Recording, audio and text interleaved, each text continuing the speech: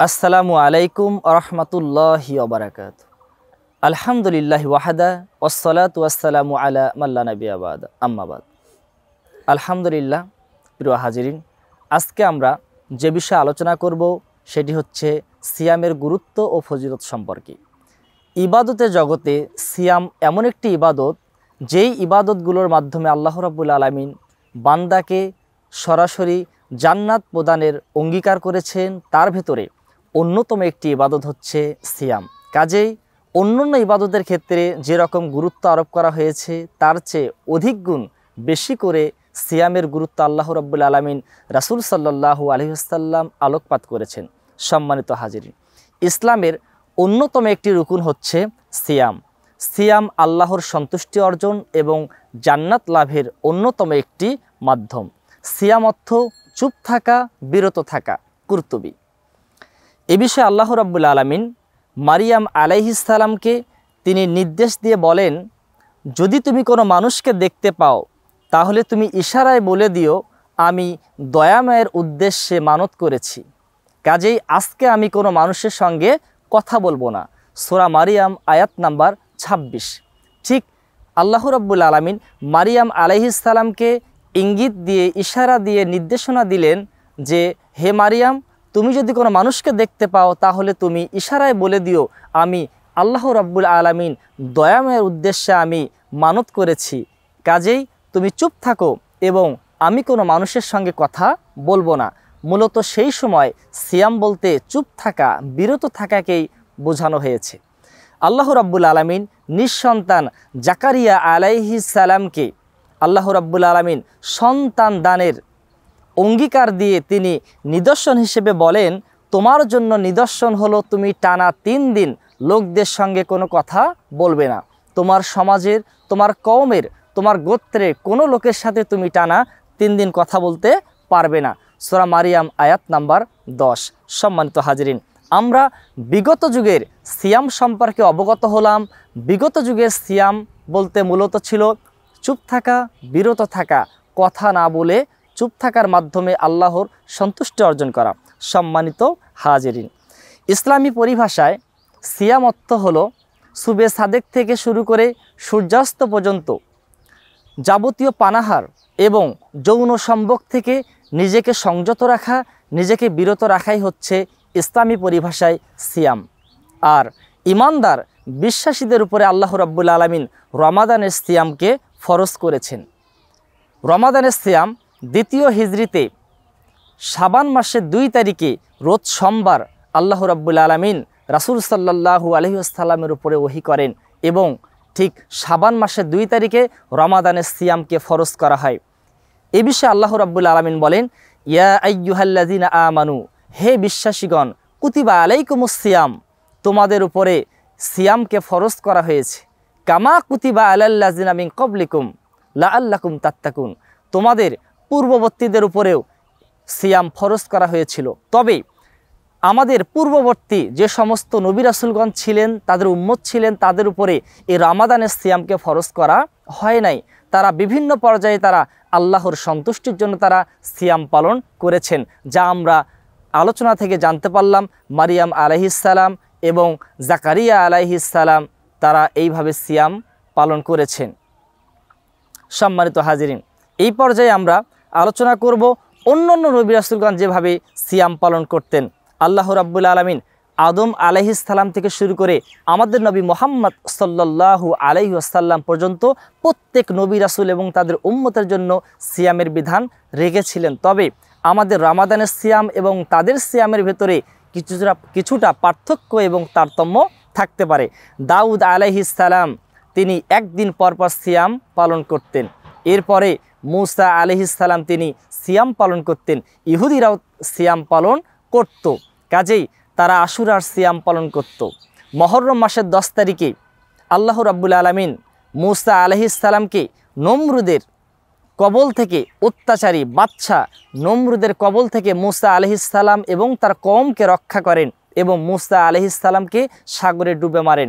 এই শুকরিয়া আদায়ের জন্য মূসা আলাইহিস সালাম এবং তার উম্মত বানী ইসরাইল ইহুদিরা এই দিন 10 মুহররম তারা সিয়াম রাখত।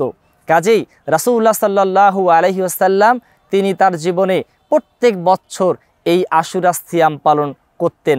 পরবর্তীতে যখন দ্বিতীয় হিজরিতে রমাদানের সিয়াম ফরজ হয়ে গেল, তখন রাসূল সাল্লাল্লাহু আলাইহি ওয়াসাল্লাম ঘোষণা দিলেন, এখন এই আশুরার সিয়াম নফল সিয়ামে পরিণত হলো, তোমরা এই সিয়াম রাখতেও পারো এবং তোমরা এটা ছাড়তেও পারো।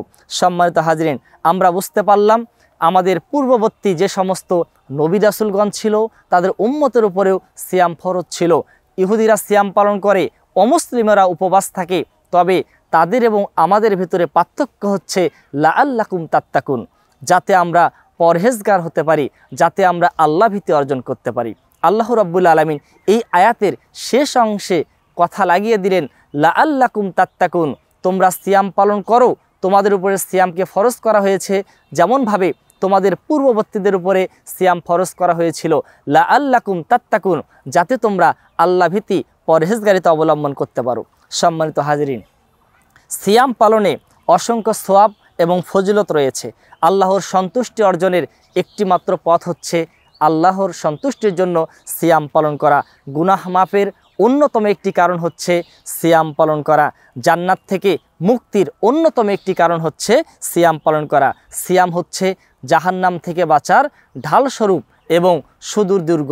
কাজেই যে ব্যক্তি আল্লাহর সন্তুষ্টির জন্য সিয়াম পালন করবে, এই ব্যক্তিকে আল্লাহ রাব্বুল আলামিন জাহান্নাম থেকে চিরতরে মুক্তি দান করবেন। সম্মানিত হাজিরিন, রমাদান মাসে সিয়াম, কিয়াম ও লাইলাতুল কদরের ফজিলত।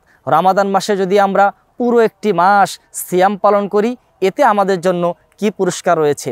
যদি আমরা রমাদান মাসে দীর্ঘ সময় নিয়ে ধৈর্য সহকারে, ঈমান সহকারে কিয়ামুল লাইল, তারাবির সালাত আদায় করি, তাহলে আল্লাহ রাব্বুল আলামিন আমাদের জন্য কি পুরস্কার রেখেছেন। যদি আমরা এই রমাদান মাসে লাইলাতুল কদরকে অন্বেষণ করি, আল্লাহ রাব্বুল আলামিন আমাদেরকে কি পুরস্কার দেবেন, আমরা হাদিস থেকে জানার চেষ্টা করব ইনশাআল্লাহ তাআলা। হাদিসটি রয়েছে মুত্তাফাকুন আলাই, বুখারী মুসলিম, মিশকাতুল মাসাবি 1958 নম্বর হাদিস। আবু হুরায়রা রাদিয়াল্লাহু তাআলা আনহু বলেন, রাসূল সাল্লাল্লাহু আলাইহি ওয়াসাল্লাম বলেছেন, মান সামা রমাদানা ঈমানান ওয়া ইহতিসাবান গুফিরা লাহু মা তাকাদ্দামা মিন জামবিহি। কোনো ব্যক্তি যদি ঈমান সহকারে সওয়াবের আশায় রমাদান মাসের পূর্ণ একটি মাস যদি কোনো ব্যক্তি সিয়াম পালন করে, সে নারী হোক অথবা পুরুষ, সে ব্যক্তি যদি রমাদান মাসের সিয়াম পালন করে, রাসূল সাল্লাল্লাহু আলাইহি ওয়াসাল্লাম বলেছেন, ওই ব্যক্তির অতীতে সমস্ত অন্যায়, সমস্ত গুনাহ আল্লাহ রাব্বুল আলামিন ক্ষমা করে দিবেন। সুবহানাল্লাহ। সম্মানিত হাজিরিন, এরপর রাসূল সাল্লাল্লাহু আলাইহি ওয়াসাল্লাম বললেন, ওয়ামান কামা রমাদানা ঈমানান ওয়া ইহতিসাবান গুফিরা লাহু মা তাকাদ্দামা মিন জামবিহি। কোনো ব্যক্তি যদি ঈমান সহকারে সওয়াবের আশায় রমাদান মাসে পূর্ণ একটি মাস সে যদি কিয়ামুল লাইল করে, তারাবির সালাত আদায় করে, তাহলে আল্লাহ রাব্বুল আলামিন এই ব্যক্তির অতীতে সমস্ত অন্যায়, সমস্ত গুনাহকে আল্লাহ রাব্বুল আলামিন ক্ষমা করে দিবেন। সুবহানাল্লাহি ওয়া বিহামদিহি। এরপরে রাসূল সাল্লাল্লাহু আলাইহি ওয়াসাল্লাম বলেছেন, ওয়া মান কামা লাইলাতুল কদরি ঈমানান ওয়া ইহতিসাবান গুফিরা লাহু মা তাকাদ্দামা মিন জামবিহি। কোনো ব্যক্তি যদি ঈমান সহকারে সওয়াবের আশায় রমাদান মাসে শেষ দশকে লাইলাতুল কদরকে অনুসন্ধান করে, তাহলে এই ব্যক্তির অতীতে সমস্ত অন্যায়কে আল্লাহ রাব্বুল আলামিন ক্ষমা করে দিবেন। সুবহানাল্লাহি ওয়া বিহামদিহি। সম্মানিত হাজিরিন, আমরা আলোচনা থেকে জানতে পারলাম, কোনো ব্যক্তি যদি রমাদান মাসে পূর্ণ একটি মাস সিয়াম পালন করে, কোনো ব্যক্তি যদি রমাদান মাসে পূর্ণ একটি মাস ঈমান সহকারে সওয়াবের আশায় যদি সেই ব্যক্তি কিয়ামুল লাইল আদায় করে এবং সে যদি রমাদানের শেষ দশকে লাইলাতুল কদরকে অনুসন্ধান করে, এই ব্যক্তির আমলনামা থেকে অতীতের সমস্ত অন্যায়কে আল্লাহ রাব্বুল আলামিন ক্ষমা করে দিবেন। সুবহানাল্লাহি ওয়া বিহামদিহি। সম্মানিত হাজিরিন, আবু হুরায়রা রাদিয়াল্লাহু তাআলা আনহু বলেন, রাসূল সাল্লাল্লাহু আলাইহি ওয়াসাল্লাম বলেছেন, আদম সন্তানের নেক আমল বাড়ানো হয়ে থাকে। প্রত্যেক আদম সন্তান, সে নারী হোক এবং পুরুষ হোক, প্রত্যেক আদম সন্তানের নেক আমল বাড়ানো হয়ে থাকে। প্রত্যেক নেক আমল 10 থেকে 700 গুণ পর্যন্ত বৃদ্ধি করা হয়। আল্লাহ রাব্বুল আলামিন বলেন, তবে সিয়ামের আমল ব্যতীত। সিয়ামের আমল নয়, কেননা আল্লাহ রাব্বুল আলামিন বলেন, সেই ব্যক্তি আমাকে সন্তুষ্ট করার জন্য, সেই ব্যক্তি আমার জন্য দিনের বেলা যাবতীয় পানাহার থেকে নিজেকে সংযত রেখেছে, যৌনচাপ থেকে নিজেকে বিরত রেখেছে, এবং এই জন্য এর প্রতিদান আমি আল্লাহ নিজ হাতে দেব। সুবহানাল্লাহ। আল্লাহ রাব্বুল আলামিন যেই ইবাদতের পুরস্কার নিজ হাতে দেবেন, সেই পুরস্কার অবশ্যই জান্নাত দেবেন ইনশাআল্লাহ। কাজেই আল্লাহ রাব্বুল আলামিন বলেন, সিয়াম পালনকারী ব্যক্তির মুখের যে গন্ধ এটা খুশবুর চেয়েও আল্লাহর কাছে অধিকতম প্রিয়। সম্মানিত হাজিরিন, কাজেই যারা সিয়াম পালন করে এই পুরস্কার ফেরেশতা দেন না, এই পুরস্কার লিপিবদ্ধ হয় না, এই পুরস্কারটা আল্লাহ রাব্বুল আলামিন তার বান্দা তার বান্দিকে নিজ হাতে দেবেন। অবশ্যই সিয়ামের প্রতিদান জান্নাত ছাড়া কিছু হতে পারে না।